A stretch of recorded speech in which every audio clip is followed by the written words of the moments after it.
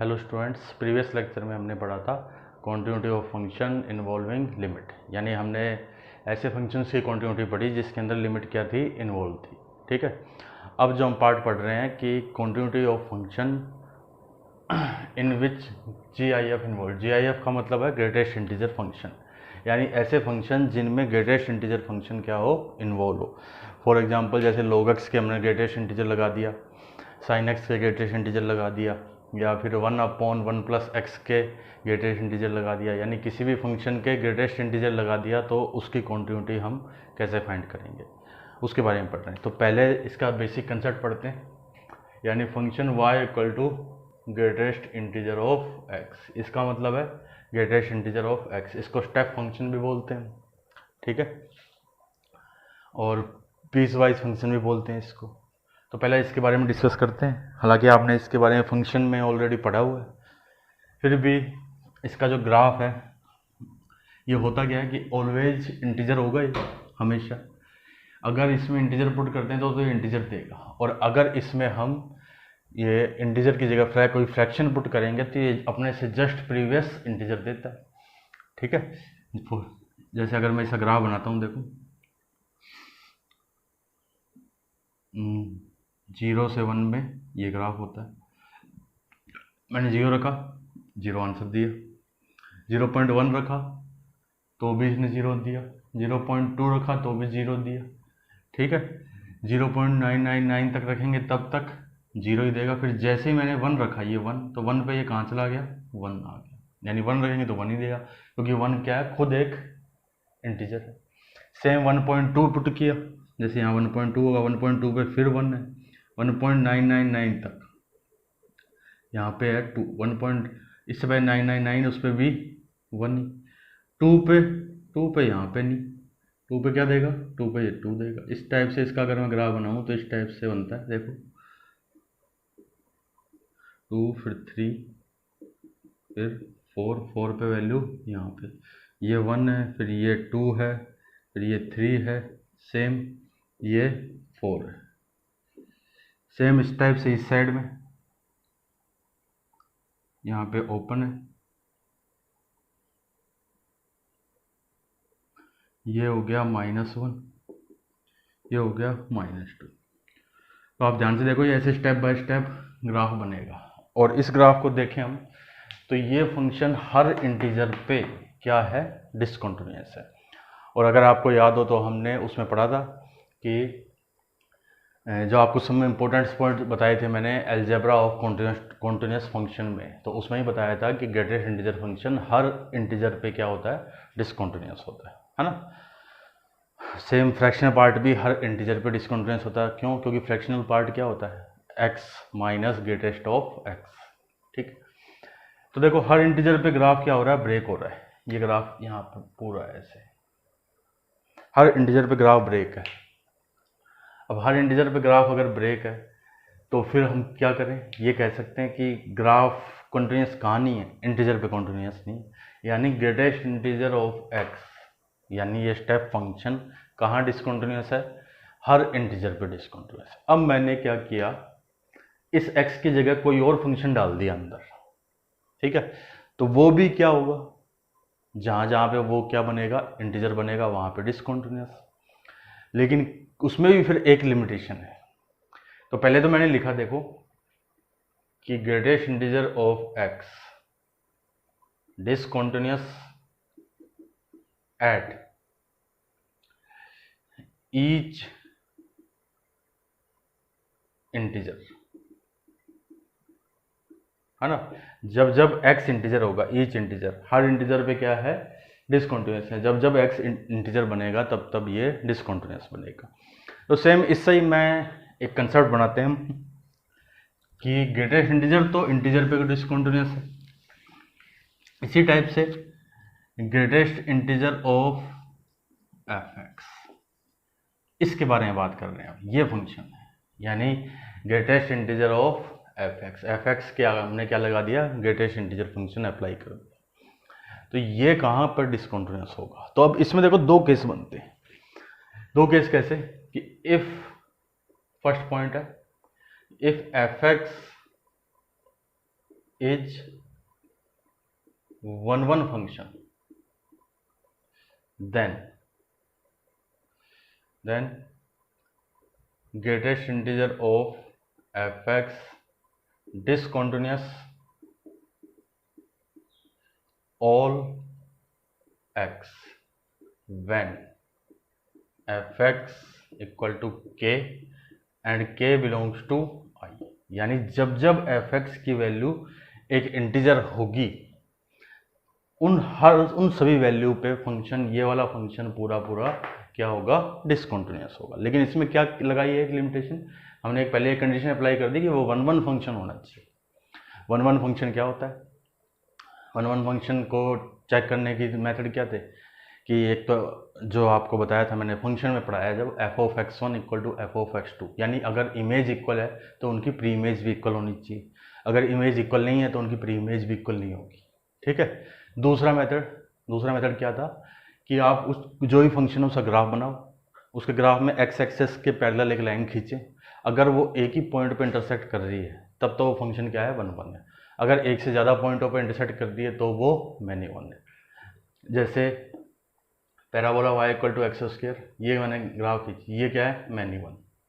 ठीक है, दो पॉइंटों पे इंटरसेक्शन हो रहा है। अगर मैंने एक्स क्यूब इसका ग्राफ बनाया, ये एक्स क्यूब है, ये क्या है, वन फंक्शन है। ठीक है, ये मैनी वन क्यों है, तो देखो यहाँ पे +1, यहाँ पे -1 पे भी 1 आ रहा है और +1 पे भी 1 आ रहा है, तो हो गया ना मैनी वन, बहुत सारे एक के साथ।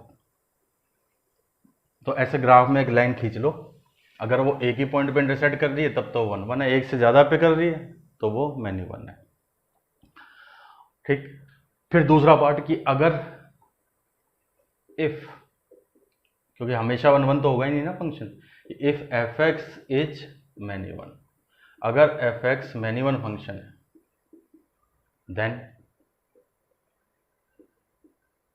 Then draw graph of greatest integer of f(x), यानी अगर f(x) मैनी वन फंक्शन है तो हम डायरेक्ट ऐसे कॉन्टिन्यूटी उसकी नहीं बता सकते, तो हमें क्या करना पड़ेगा, इस फंक्शन का ग्राफ बनाना पड़ेगा। जैसे अगर आपसे ये कह दें ना कि इसके बताओ, तो इसको हम ग्राफ से करेंगे, फिर डायरेक्ट नहीं बताएंगे। हालांकि इसको तो फिर भी किया जा सकता है बगैर उसके भी, क्योंकि आप पहले एक बार 0 से इन्फिनिटी निकाल लो, उसमें वो 1 होगा, फिर -∞ से 0 उसके बीच में निकाल लो, उसमें ही वो 1, यानी दो पार्टों में ब्रेक करके निकाल दें, ऐसे ही कर सकते हैं। तो ये, और ऐसा है क्यों कि अगर मैनी वन है तब ये कॉन्सेप्ट अप्लाई क्यों नहीं हो रहा, ऐसा इसलिए क्योंकि मैनी वन जो फंक्शन होगा, हमने ये कहा कि ये f(x) जब इंटीजर होगा तब वो डिसकंटिन्यूअस होगा। अब लेकिन जो मैनी वन फंक्शन है उसमें वो इंटीजर एक ही पॉइंट पे नहीं, एक से ज़्यादा पॉइंटों पे भी हो सकता है। अब जैसे sin x है, sin x इक्वल टू 0, ठीक, अब आपसे कहें कि sin x 0 पे इंटीजर आता है, x इक्वल टू 0 रखें तो इंटीजर आ रहा है ना, लेकिन x इक्वल टू 0 पे भी इंटीजर आएगा 0, x इक्वल टू पाई पे भी वही आएगा, 2π पे भी वही आएगा, 3π पे भी वही आएगा, यानी तब फिर बहुत सारे पॉइंट मिस हो जाएंगे हमसे। इसलिए हम ये कह रहे हैं कि जब फंक्शन वन है तब तक तो ये कंसेप्ट सही है कि f(x) जब इंटीजर होगा उन सभी पॉइंटों पे वो फंक्शन क्या है, डिसकंटिन्यूअस। और अगर फंक्शन मैनी वन है तब हमें उसका ग्राफ बनाना पड़ेगा और ग्राफ बना के देखना पड़ेगा कि ग्राफ कहाँ ब्रेक हो रहा है और कहाँ पे डिसकंटिन्यूअस है। आई होप क्लियर है कॉन्सेप्ट। चलो इस पे एग्जाम्पल ट्राई करते हैं। तो सिंपल एग्जाम्पल लेते हैं। पहले तो देखो, फर्स्ट लिया मैंने example first, f(x) equal to greatest integer of log x to the base e। तो इसका देखो log x के बारे में, log x का ग्राफ अगर आपको पता हो तो ऐसा होता है।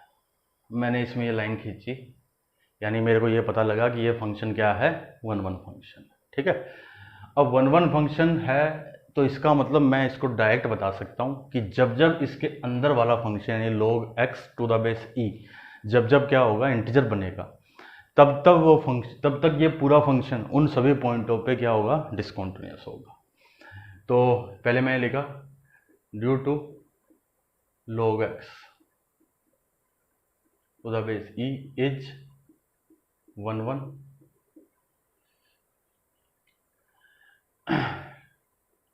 या log x सिंपल लिख दिया कि log x इज 1 1, तो फिर कहाँ पे discontinuous, log x equal to k and k belongs to i लिखा मैंने, ठीक है।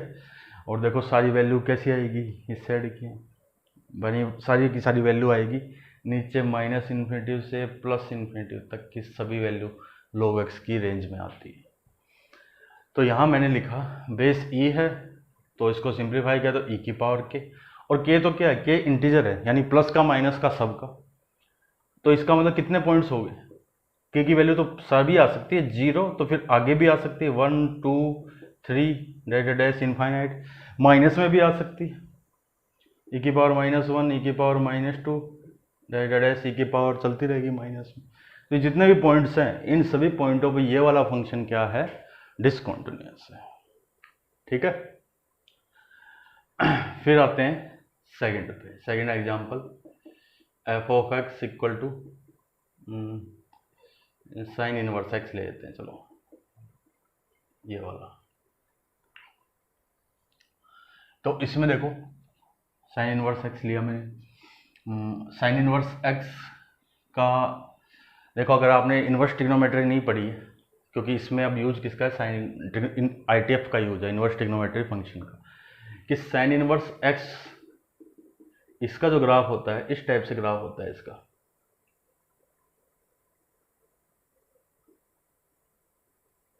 ये तो -1, ये +1 पे देता है ये π/2, -1 पे ये -π/2, यानी रेंज क्या आई -π/2 से +π/2, ये तो इसकी रेंज है।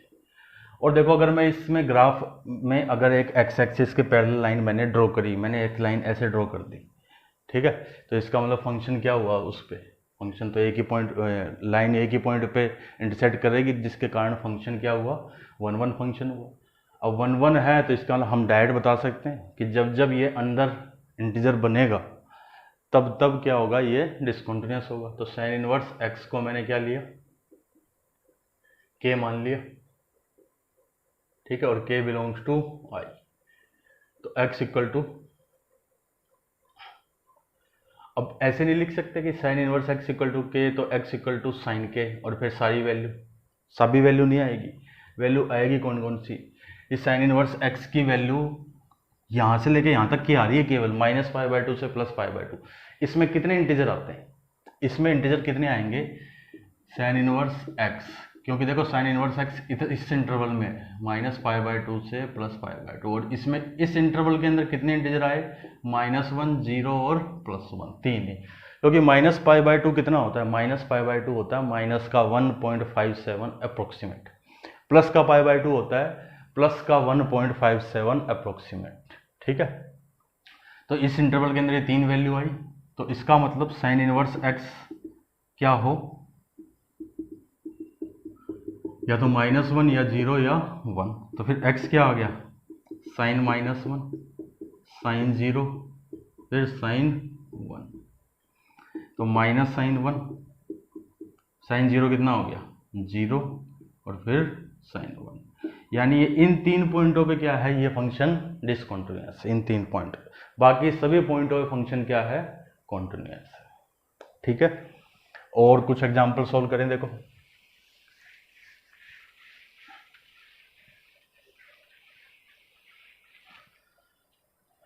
नेक्स्ट एग्जांपल लेते हैं कि f of x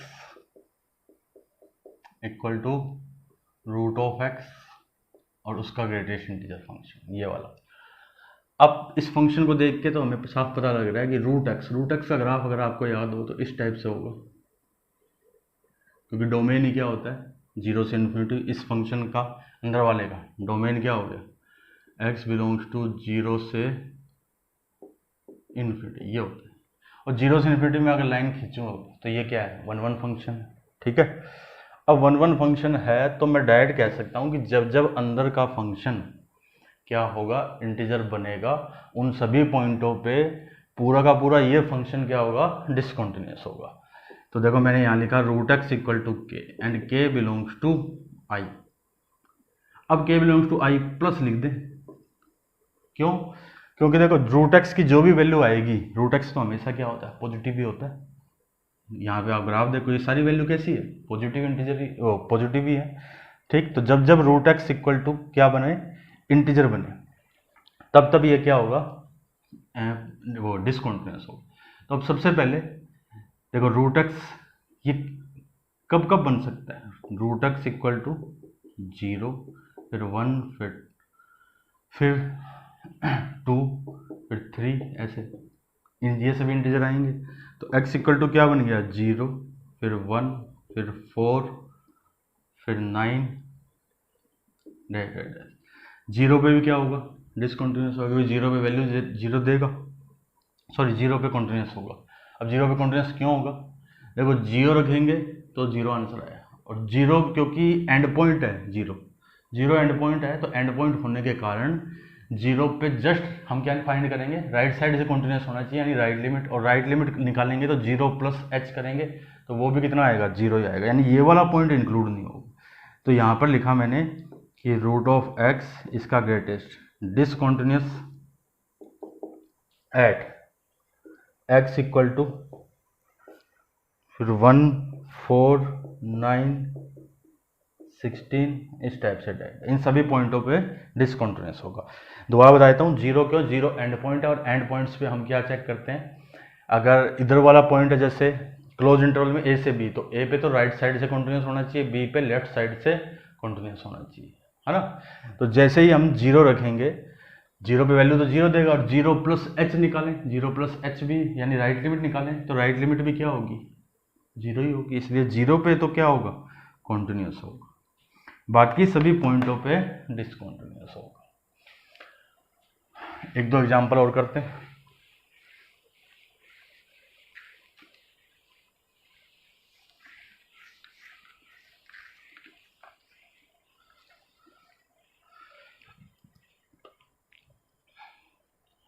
next example है कि f x equal to x by 3 and x belongs to दे दिया 0 से 30, ठीक है। ये अब हमें इसमें ये चेक करना है कि इस इंटरवल में ये कितने पॉइंटों पे डिसकंटिन्यूअस है। तो देखो x/3 अगर मैं बनाऊं तो ये तो लाइन होगी, स्ट्रेट लाइन ऐसे, y इक्वल टू x/3, यहाँ 0 है, यहाँ कहीं 30 होगा, तो 30 पे वैल्यू कितनी आ जाएगी, 30 पे वैल्यू 10 आ जाएगी बस, यानी इतना इतना ग्राफ बनेगा, ये वाला तो बनेगा भी नहीं। तो इतने में अगर मैं लाइन खींचूँ तो ये फंक्शन क्या बना, 1 1 फंक्शन बना। अब 1 1 है तो हम डायरेक्ट भी बता सकते हैं, यानी विदाउट ग्राफ। तो देखो x/3 इक्वल टू k, ठीक है, x/3 की वैल्यू क्या बने, इंटीजर बने। अब आप देखो x/3 इंटीजर कितना कितना बन सकता है, और ये जितने भी इंटीजर आएंगे वो सारे क्या आएंगे, पॉजिटिव ही आएंगे। तो x/3 इक्वल टू इस इंटरवल में देखो कितने आ सकते हैं, 0 भी आ सकता है, पॉजिटिव नहीं लिखे हम, आई लिख दिया, चलो 0, फिर कितना आ जाए, 1 आ जाए, फिर 2 आ जाए, 3 आ जाए,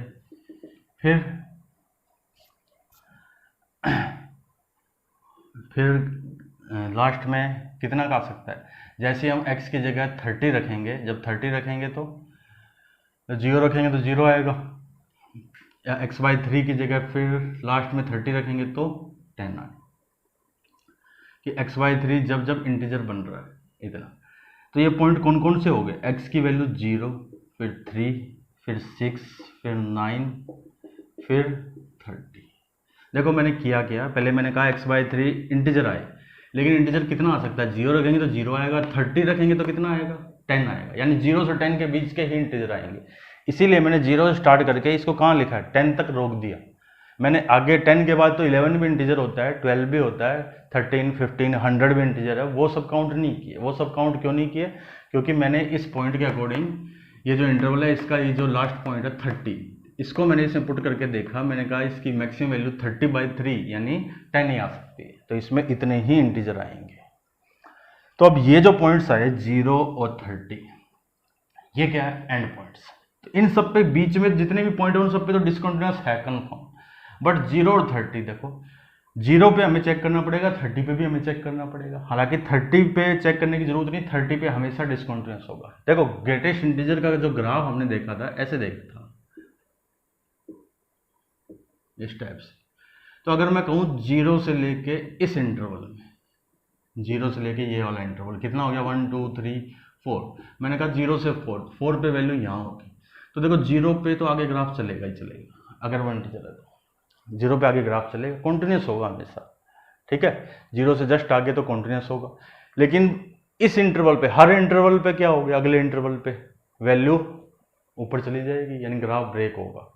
तो इसका मतलब 0 पे तो कॉन्टिन्यूस होगा, 30 पे डिसकॉन्टिन्यूस होगा, क्योंकि जैसे हम 30 पुट करेंगे तब तो 10 आएगा, लेकिन जैसे ही 30 से लेस थोड़ा सा भी करेंगे, यानी 30 पे लेफ्ट लिमिट क्या आएगी, वो 10 नहीं आएगी, वो कितनी आएगी, 9 आएगी। और अगर आपको लग रहा है कि ऐसे कैसे हो सकता है, तो चलो मैं at x equal to 30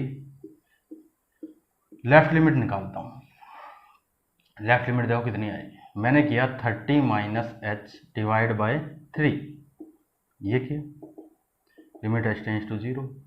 30 minus अलग अलग किया तो ये ऐसे बन गया, देखो थोड़ा इसको यहाँ सिंप्लीफाई कर रहा हूँ आगे, कि 10 माइनस एच बाई 3 ऐसे बनेगा, लिमिट h टेंड्स टू 0 है।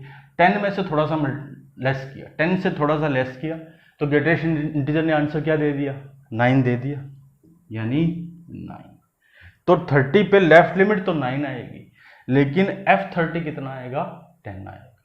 इसलिए 30 पे डिसकॉन्टिन्यूस होगा, बट 0 पे कॉन्टिन्यूस होगा। आई होप ये क्लियर है। तो कितने पॉइंट्स बने इस दिन में, 3 6 9 और 30, यानी टोटल 10 पॉइंट्स। अगर हमसे कोई पूछे कि हाउ मेनी पॉइंट्स, 3 है, 6 है, 9 है, फिर 30, यानी सब 3 के मल्टीपल हैं, तो टोटल पॉइंट्स कितने हो गए, 10 पॉइंट्स हो गए। ठीक है, आई होप ये क्लियर है आपको। नेक्स्ट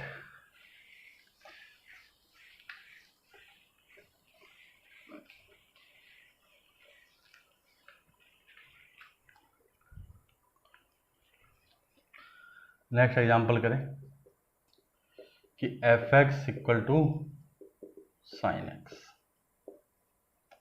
अब ये साइन एक्स का आप ग्राफ जानते हो, और x दे दिया हमें 0 से 2 पाई, ये दे दिया हमें।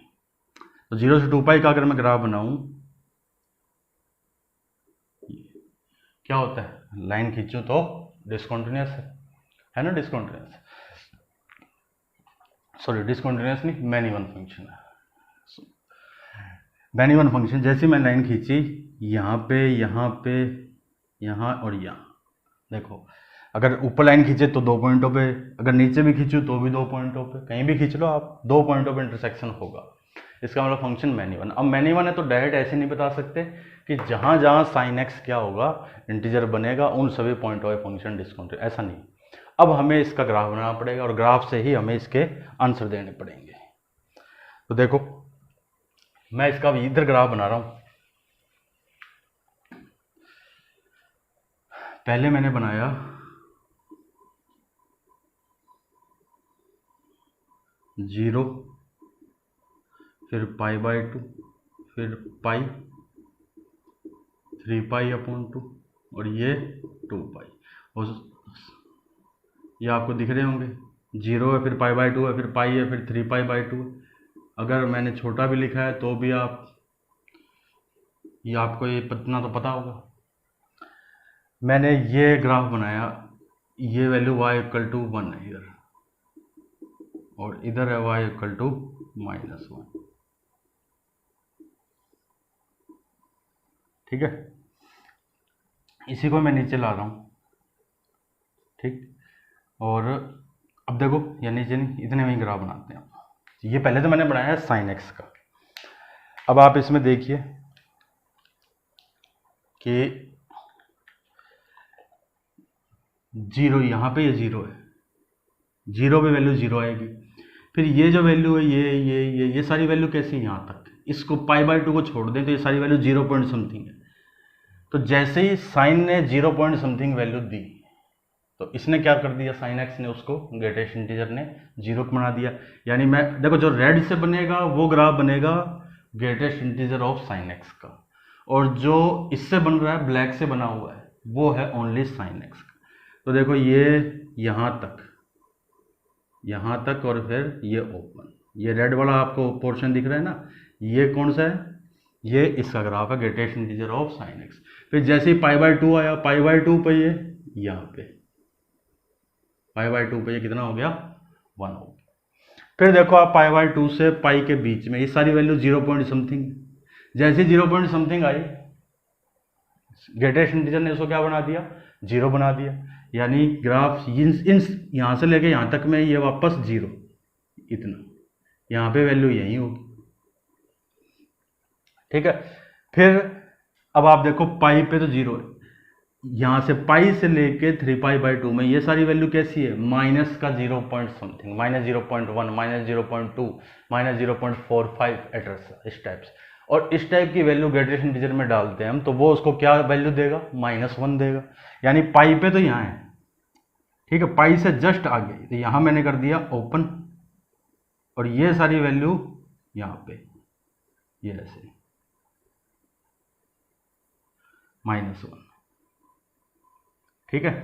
फिर 3π/2 पे भी -1, 3π/2 से लेकर ये 2π तक, ये वाली ये 2π तक, इस इंटरवल के बीच में देखो ये सारी वैल्यू कैसी, ये सारी वैल्यू है वही -0 पॉइंट समथिंग, -0 पॉइंट समथिंग है, तो क्या हुआ, उसने वापस क्या बना दिया, -1 बना दिया। तो यानी यहाँ से लेकर यहाँ तक मैंने इसको मिटाया और ये मैंने बना दिया ये वाला।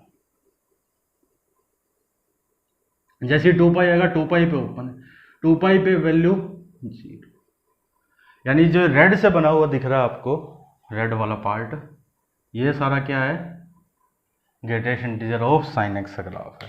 अब मैं इसको थोड़ा दोबारा बना देता हूँ एक और पूरा, कि ऐसे बनेगा, देखो ग्राफ 0 से π/2 तक, तो ऐसे ये 0, ये π/2, π/2 पे ये 1, उसके बाद वापस पाई तक ये पाई है, फिर पाई पे यहाँ पे ओपन है, फिर यहाँ पे ओपन, यहाँ क्लोज, यहाँ पे है 3π/2, ये 1 है, यहाँ पे ये y=-1, ये वाला ग्राफ। देखो यहाँ पे वैल्यू यहाँ है, फिर ये पूरा ग्राफ है ऐसे, और फिर इस पे यहाँ वैल्यू। तो देखो ग्राफ कैसे 0 से चले हम, π/2 पे ब्रेक हुआ, ऊपर गया ग्राफ, यानी π/2 पे डिसकंटिन्यूअस हुआ, π/2 से पाई में कहीं भी ब्रेक नहीं हुआ ग्राफ। फिर जैसे ही पाई पे पहुंचे, पाई से आगे बढ़ते ही फिर ग्राफ ब्रेक हो गया, नीचे आ गया, यानी पाई पे भी डिसकंटिन्यूअस है।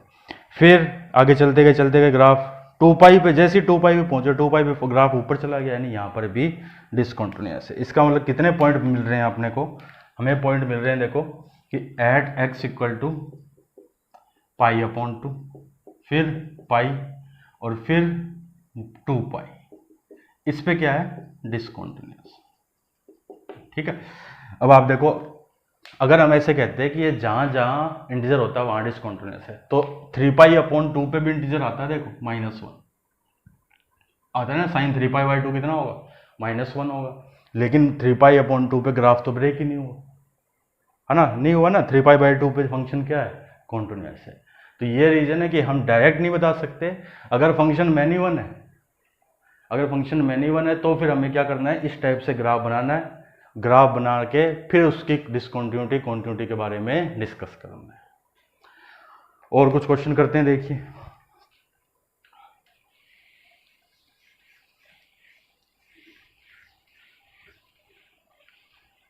अब देखो नेक्स्ट क्वेश्चन कर रहे हैं हम, f(x)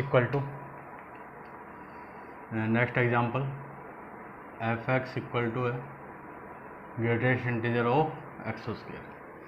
अब x² का ग्राफ तो जानते हैं ना, पैराबोला होता है, ठीक है, और पैराबोला के अंदर अगर हम एक लाइन खींचें x एक्सिस के पैरेलल, देखो इस टाइप से ग्राफ होगा इसका, ऐसे अगर मैं लाइन खींचूँ तो ये 2 पॉइंटों पे इंटरसेक्ट होगा, है ना, 2 पॉइंटों पे इंटरसेक्शन होगा, तो इसका मतलब फंक्शन क्या है, मैनी वन फंक्शन है।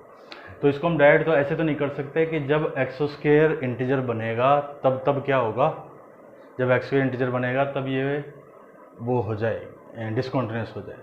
इसके लिए हम क्या करेंगे, इसका आप ग्राफ बनाते हैं। तो देखो मैंने ये बनाया ऐसे, यहाँ 0, फिर 1 पे इसने दिया 1, सेम इधर -1 पे भी ऐसे, ये -1 पे इसने दिया 1, ठीक है। फिर √2 पे इसने दिया 2, फिर √3 पे इसने दिया 3, फिर सेम 2 पुट किया तो इसने दिया 4, तो सेम इधर यहाँ हो गया 2, फिर यहाँ हो गया 3 और यहाँ हो गया 4। जैसे ही हम माइनस का √2 पुट करेंगे तो ये 2 देगा, फिर माइनस का √3 पुट करेंगे तो 3 देगा, फिर -2 पुट किया तो इसने 4 दिया। मैंने ऐसे बना दिया। अब देखो, अब मैं इसका जो ग्राफ बना रहा हूँ, ये तो मैंने ग्राफ किसका बनाया है, ये मैंने ग्राफ बनाया है इसका, क्या बोलते हैं हम, x² का ग्राफ। अब आप देखो कि इतने इंटरवल में 0 से 1 में ये यहाँ तक कि ये यहाँ से ग्राफ यहाँ तक गया, तो अगर 1 वाले पॉइंट को छोड़ दूँ तो पहले इधर सारी वैल्यू, ये वाली सारी वैल्यू कैसी है, 0 पॉइंट समथिंग वैल्यू, जिनको मैंने ये ग्राफ मैंने मिटाया, ये सारी value 0 point something, 0 point something का ग्रेटेस्ट क्या हो जाएगा, 0 हो जाएगा पूरा, यानी ये ग्राफ यहाँ तक तो क्या चला, ऐसे चला। फिर जैसे ही 1 आया तो 1 पे ओपन हो जाएगा, 1 पे ये कहाँ चला गया, यहाँ पे आ गया 1 पे, क्योंकि 1 पे वैल्यू कितनी आएगी, 1 पे 1 का स्क्वायर यानी 1, तो यानी यहाँ पे मैंने क्या कर दिया, क्लोज कर दिया। फिर आप देखो इतने इंटरवल में ये इस इंटरवल में यहाँ से ये ग्राफ यहाँ से यहाँ तक गया, तो इस पॉइंट को छोड़ दूँ तो सारी वैल्यू कैसी है, ये वाली, ये जितनी भी है 1 पॉइंट समथिंग वैल्यू है ना, और 1 पॉइंट समथिंग पर ग्रेटेस्ट इंटीजर क्या देगा, 1 देगा। और जैसे √2 रखेंगे तो √2 पे 1 नहीं होगा, √2 पे कितना हो जाएगा, फिर यहाँ पे 2 होगा, ठीक है। फिर ये यहाँ से लेके यहाँ तक का जो ग्राफ है ये 2 पॉइंट समथिंग, और 2 पॉइंट समथिंग क्या हो गया,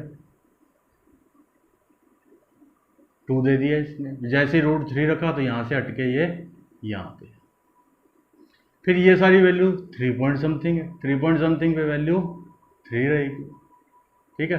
फिर यहाँ पे 2 पे ये ओपन, 2 पे यहाँ से हटके यहाँ पे 4, क्लियर। इस तरह आते हैं कि यहाँ से लेके इसके बीच में ये जो ग्राफ है सारा 0 पॉइंट समथिंग है, तो 0 पॉइंट समथिंग पे ग्रेटेस्ट ने क्या आंसर दिया, 0 दिया, यानी यहाँ तक तो ये फिर जैसे ही -1 पुट किया, -1 पे इसने क्या दे दिया, यहाँ से हट गया ग्राफ, यहाँ से हटके यहाँ चला गया, +1 चला गया, ठीक है। ये वाला है, ये 1 है। फिर इससे लेके इतने, यानी ये जो ग्राफ यहाँ से लेके यहाँ तक ये सारा कितना है, 1 पॉइंट समथिंग, 1 पॉइंट समथिंग पे ये क्या देगा, 1 पॉइंट समथिंग पे ये 1 ही देगा। फिर जैसे ही माइनस का √2 रखेंगे तो -√2 पे ये वैल्यू क्या दे देगा, 2 दे देगा, यानी यहाँ पे आ गया। फिर यहाँ से लेके यहाँ तक में सारी वैल्यू 2 पॉइंट समथिंग है, तो इसने क्या आंसर दिया, 2 दिया।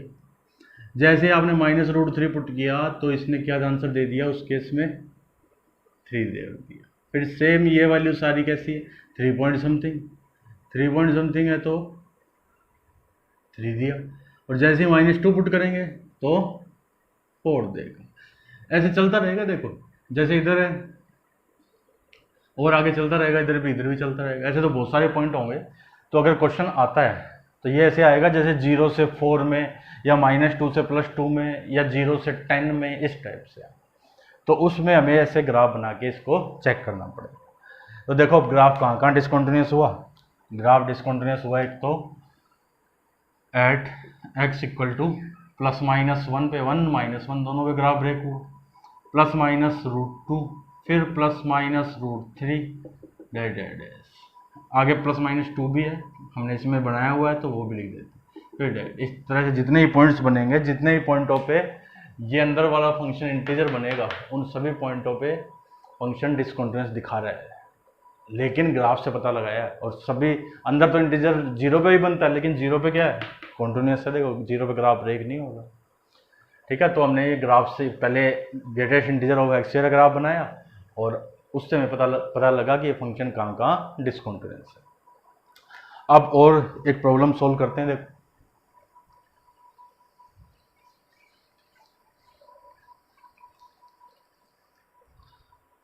कि इफ, नेक्स्ट क्वेश्चन है, if F x is a continuous function for all x belongs to R and the range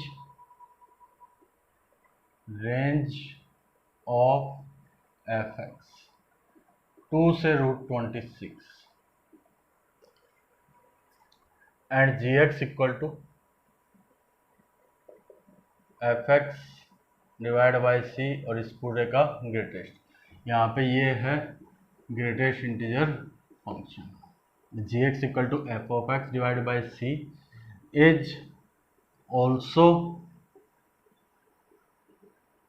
continuous for all x belongs to R, then find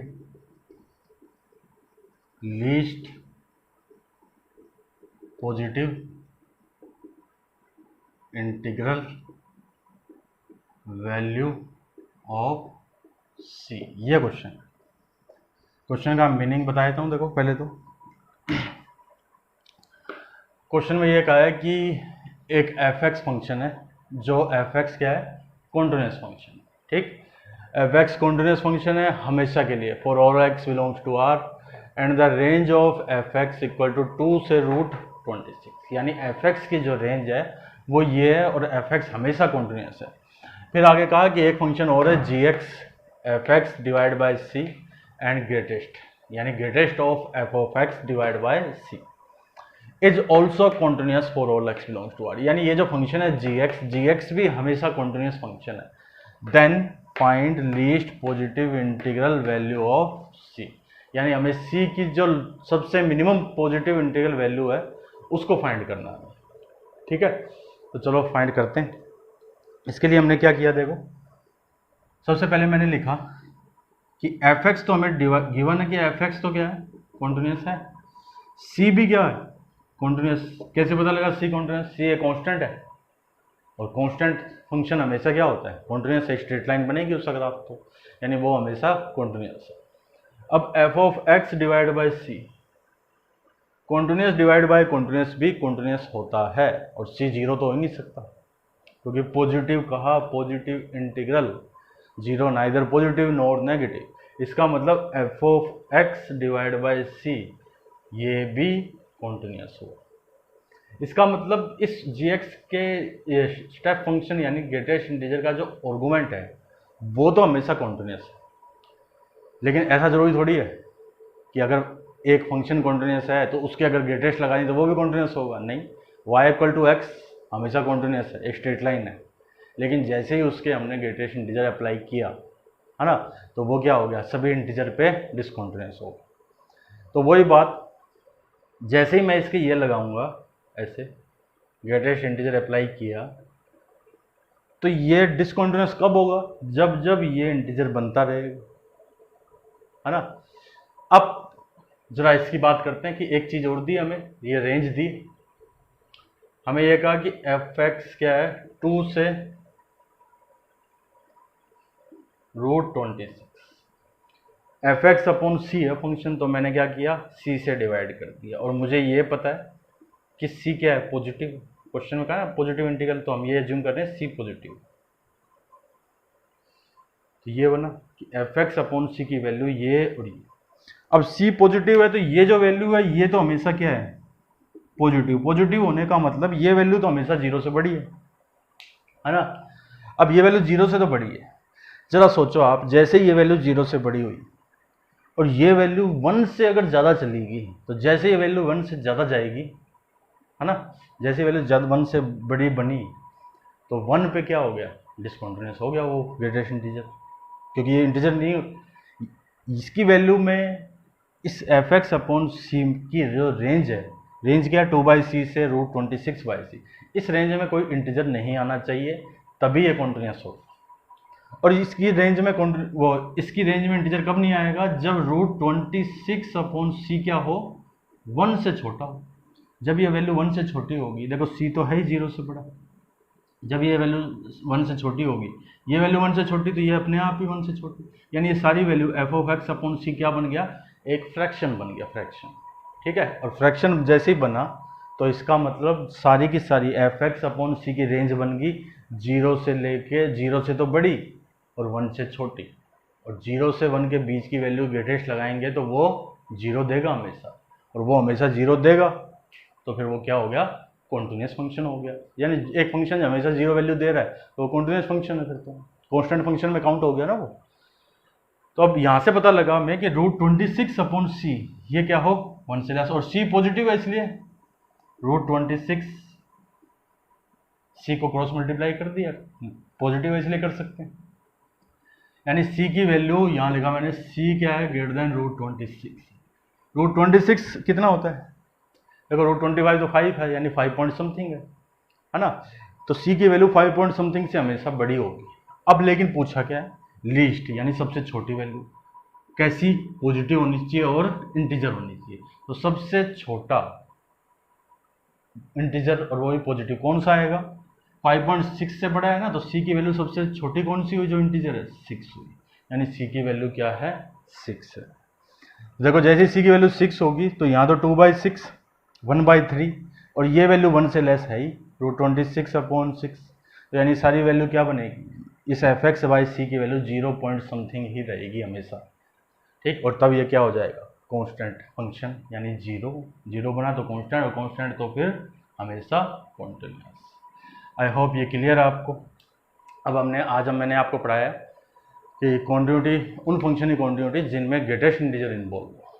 ठीक है, तो अब ये कॉन्टिन्यूटी के जो स्पेशल टाइप के function थे, जैसे मैंने आपको बताए, पहले सिंगल पॉइंट कॉन्टिन्यूटी बताई, फिर सिग्नम फंक्शन अप्लाई करें, कंपोजिट फंक्शन करें उनकी कॉन्टिन्यूटी, फिर लिमिट जिनमें अप्लाई हो उनकी कॉन्टिन्यूटी।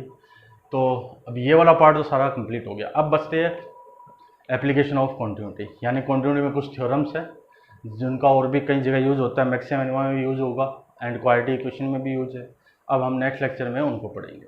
एंड वीडियो को लाइक कीजिए, सब्सक्राइब कीजिए एंड शेयर कीजिए। अगर आपके आसपास भी कुछ ऐसे स्टूडेंट्स हैं जो IIT JEE की तैयारी करना चाहते हैं तो उनको इस वीडियो को सजेस्ट कीजिए। Thank you.